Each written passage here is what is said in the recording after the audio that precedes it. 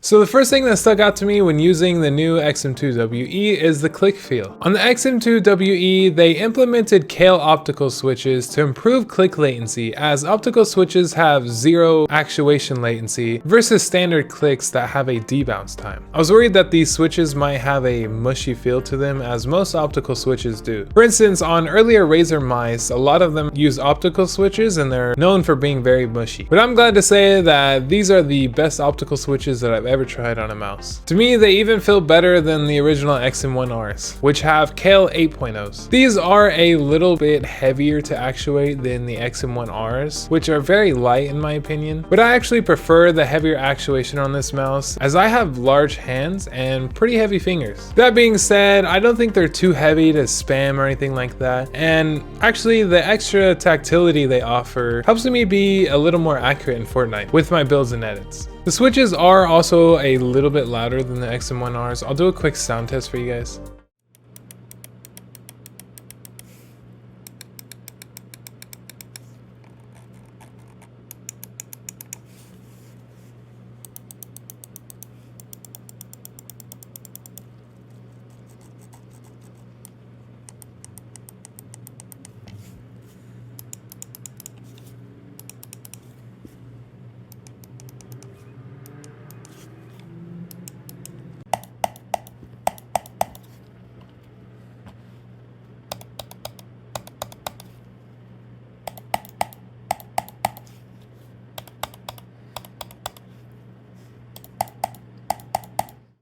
So as you guys heard, whenever I'm clicking hard on the XM1R, it makes a very loud hollow sound, but when I do the same thing on the XM2we, it sounds a little more hefty. When I'm playing Fortnite and building and editing, sometimes I click kind of hard, and on the XM1R, it's very distracting and loud. So the center scroll wheel has also been updated. It's much easier now to actuate, which is a very welcome change, as the XM1R had a very hard to actuate center mouse button. button. The XM1R always had potential to be my in-game mouse, but what always held it back was the fact that it had a wire and the side buttons were just insanely mushy. In-game gear have updated the side buttons on the XM2we, and oh my god, does it make a huge difference. For one, they have split the front and rear side buttons, making the back button much shorter. This makes it a stiffer button and more resistant to side-to-side play than the XM1R's rear side button, which is very wobbly. They have nearly eliminated the horrendous pre-travel that was on the XM1R's rear side button and made the side buttons on the XM2we very crisp and very tactile. I like them so much more now.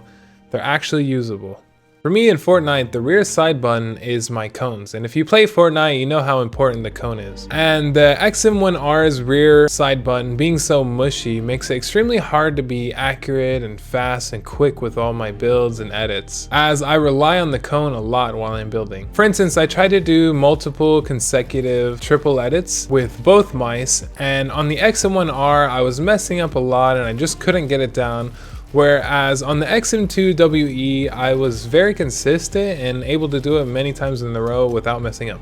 I think this has to do with the better click latency of the optical switches, as well as just the better click feel. As far as click latency, unfortunately, I'm not able to scientifically test that because I don't have an LDAT, the tool that you need to actually test click latency. But I did go ahead and test myself on both mice with a click tester, and on average, I was faster with the XM2we. I hit an average of 184 milliseconds on the XM1R, and on the XM2we, I was hitting an average of 176 milliseconds. Again, I contribute that to both the better click latency and the click fill on the XM2we. However, ironically, the lowest time that I got was 155 milliseconds, and that was on the XM1R. So in-game gear did update the mouse feet on the XM2we, and they no longer include two different sizes like they did with the XM1R. It now has these very large wide skates. However, the area of the skates is so large, I'm sure you could fit skates from the XM1R that you like on here as well, and it would probably work just fine. Plus, I kind of like this change because the bigger the skates adds a little more control. Also, I want to mention that the wireless adapter you get actually has the in-game gear logo on it and isn't some generic adapter that you get with most mice these days. And the cable that comes with it is a soft braided cable in case you have to play with the mouse while you're charging it. Which, speaking of charging, I won't be testing battery life until the full review, so I can go ahead and get accurate data for that. But just so you know, it does have a 410 milliamp hour battery. Also, the cable has this angled relief that I wish every wired mouse had. I'm not sure why they added this feature to the cable on their wireless mouse, and it wasn't implemented on their previous wired mice, but hey, it's still nice to have. Lastly, I want to talk about the coating. I absolutely love the coating on this mouse, even though I use gloves when I play. In-game gear has always had the coatings down on their mice, and this one feels even more improved and grippy than the previous mice. On the XM1R, I had the Dark Frost edition, and after a while of some use, you start to get these faded or shiny spots on the mouse, and they seem to appear where your hand makes contact with the mouse. You can sort of see it here in the video, but it's much worse in person. I get these spots even with me wearing a glove, so you can imagine if you didn't wear a glove, the sweat on your hand would really mess up the coating on this mouse. I'll update in the full review how the coating on this holds up, but so far it's very nice. I will say that the white color definitely shows dust and dirt really bad, so if you're a neat freak like me, be ready to clean it regularly. So overall, I love the new XM2we. While I'm still upset that I'm waiting for the XM2w that I paid 120 bucks for almost a year ago, this mouse pretty much fills the gap for only 80 bucks. We know that the XM2 is going to have better specs than the WE version, but I can't imagine that it's going to be $40 worth of difference, or that much better. And with that in mind, this is a really amazing mouse for the price point. I mean, the Lamzo Atlantis that basically copies the XM1 shape is selling for $100, and it doesn't even have the optical switches that you get in the WE. For me to main the XM1, all I needed was for it to be wireless and to fix the the side buttons so I can actually use them in Fortnite. And this mouse does both of those things for me. So if you already love the XM1 shape or you're just a claw grip user, then I highly recommend this mouse. Alright, so the moment you've all been waiting for, the giveaway. Yes, I'm going to be giving away this mouse when I hit 1,000 subscribers. But first, I need your help to get me to 1,000 subscribers.